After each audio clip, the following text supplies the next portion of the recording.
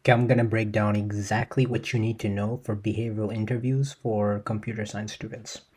So, behavioral interviewing is a crucial component of the technical hiring process where you'll demonstrate your skills, experience, and cultural fit through detailed examples from your past. So, this can be based on like your projects, your club experience, or your um, internship experience. And mastering behavioral interviews is essential because they evaluate your ability to communicate, collaborate, and align with the company values, the key factors that go into hiring decisions. Now, I do want to stress a lot that people take this part very, very lightly, especially computer science students.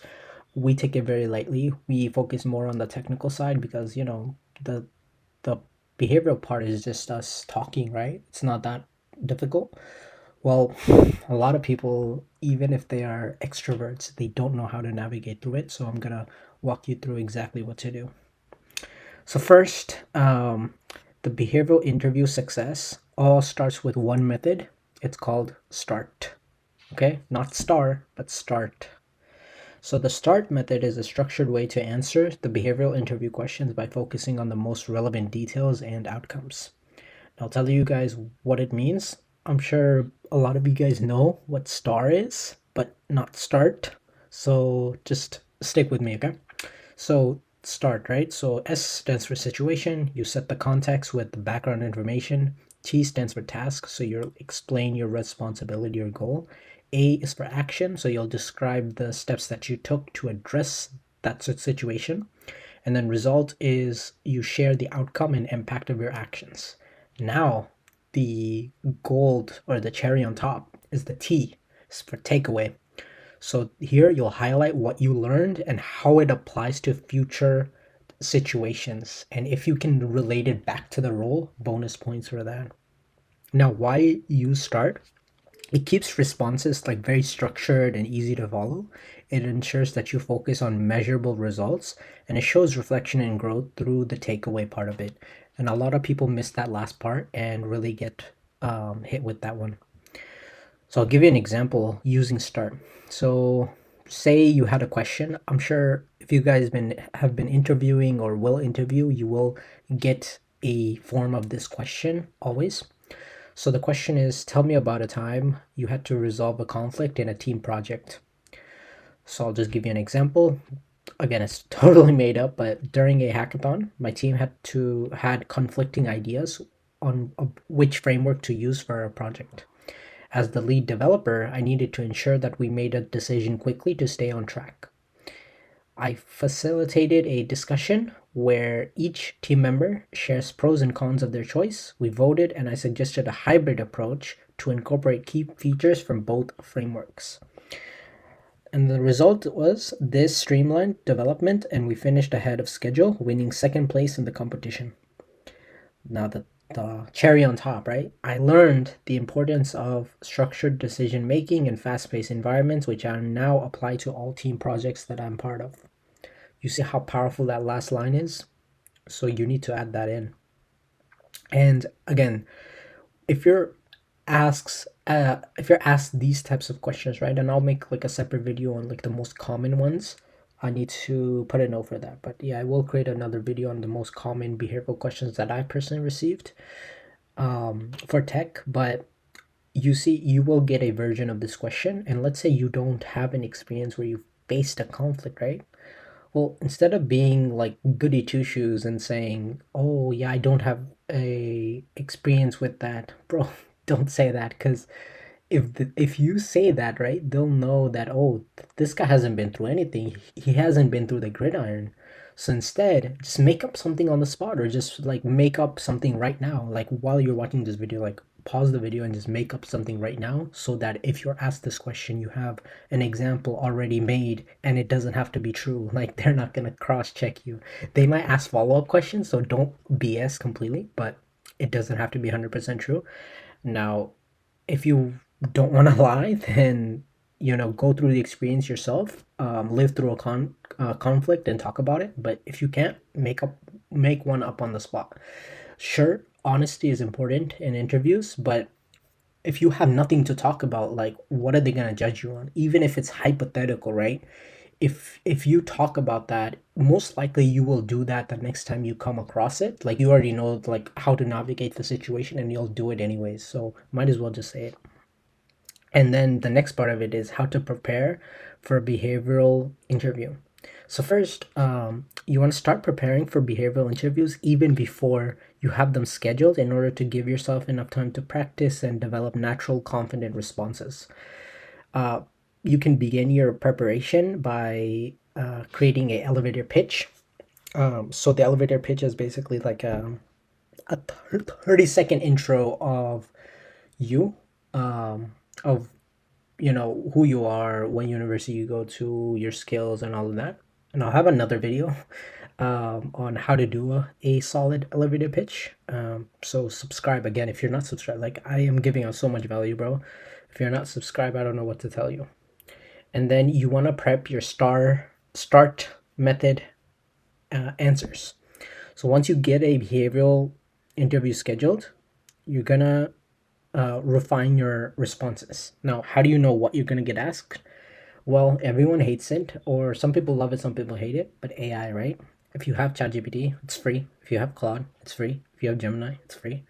All of those are completely free, right? So you want to hop on one of those, paste in the job description that you got, and then the company name. And if you're using something like ChatGPT or Gemini, I guess all the AIs do it now. They'll search like previous questions related to that role and that job description, and they'll give you some really good questions and ask for 100, right? And then once you ask for 100 of those behavioral questions, now what you can do is you can go through and answer one by one. But well, first time you do it, I do recommend you skim through it and try to answer in your head at least, if not typing it out, because that's very time consuming. But you'll notice that you have a pattern about like 8 to 9 questions or topics or patterns keep arising within those 100 questions. You'll notice like a pattern, like how you have a pattern in leak code questions, you have a pattern in behavioral questions as well. Like for example, like the question I gave you, right, the conflict resolution question, you might get another variation of this saying like, oh, tell me about a time when you had to face a conflict with another team member. Like same question, just differently phrased. So you'll notice those types of patterns there, right? And you want to minimize filler words in your responses, as they can make you appear less confident about what you're saying during the interview. One tip that's really helped me a lot is to record your is recording myself during mock interviews, and like solo practice sessions to identify areas where I need more confidence. And you can use Loom, or there's something called Neat Record, Neet record. It's completely free. I personally use that one, or you can literally just use your phone camera. It doesn't matter. And you can share it with others for feedback. I personally don't. I'm too cringed out by my own responses sometimes that I don't even show anyone. I just literally grind it out myself. And then finally, you want to prepare questions to ask at the end of the interview. Because at the end of the interview itself, they will ask you, do you have any other questions?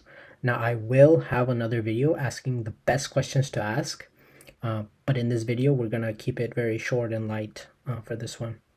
Next, we're going to review our resume thoroughly before the interview to refresh your memory of past experiences, so that you must be ready to discuss every item listed in your resume, and you have to back it up. Like if they say like, what did you do? When did you do it? Like who did you do it with? Like any question, if they grill you, if they start grilling you, you have to know every single in and out. Like you have to know your resume like the back of your hand, bro.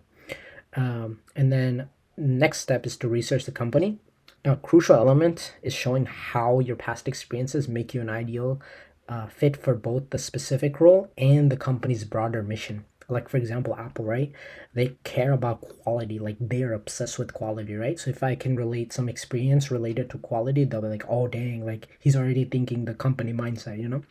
So you want to research the company thoroughly, focus on their mission, culture, values, and core products or services, and try to find ways to work those into your interview responses, or like something similar. Like say you're applying for like a healthcare based company, if you've done a project related to healthcare, like creating a dashboard for like medical assistance or something, I don't know.